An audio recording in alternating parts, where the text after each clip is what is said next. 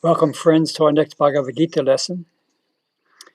Let's center ourselves with a slow, deep breath.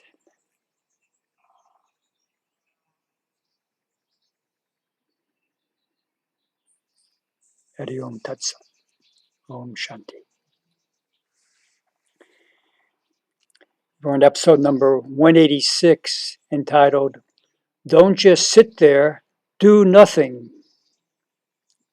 We'll spend one more week on the 18th verse of the 4th chapter.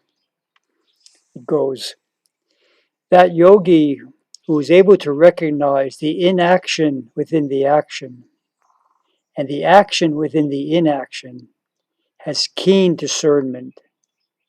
Such a person accomplishes everything without generating karma.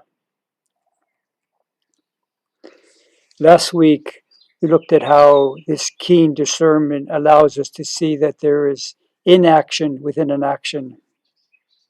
Sri Krishna also wants us to find the action within the inaction.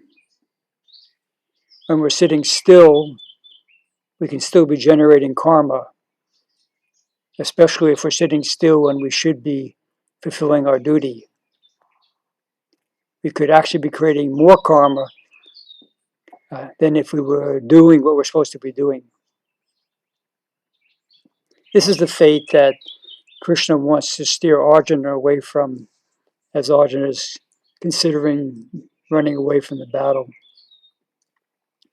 Even if Arjuna goes into a cave and sits quietly, he would still carry with him the notion that he's the doer and his mental turbulence will be generating karma.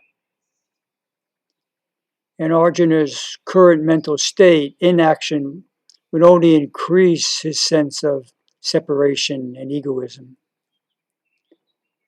On the other hand, a sage in the next cave to Arjuna may be bringing much good to the world through her body and mind being perfectly still. There is an action taking place to the sage's inaction, though it's not action as we normally think of it. There's an inaction within the action since it's not generating any new karma for the sage. Neither the action nor the inaction springs from an individual ego sense. Krishna uses this term, bodhiman. It's an awakened Buddhi with keen discernment.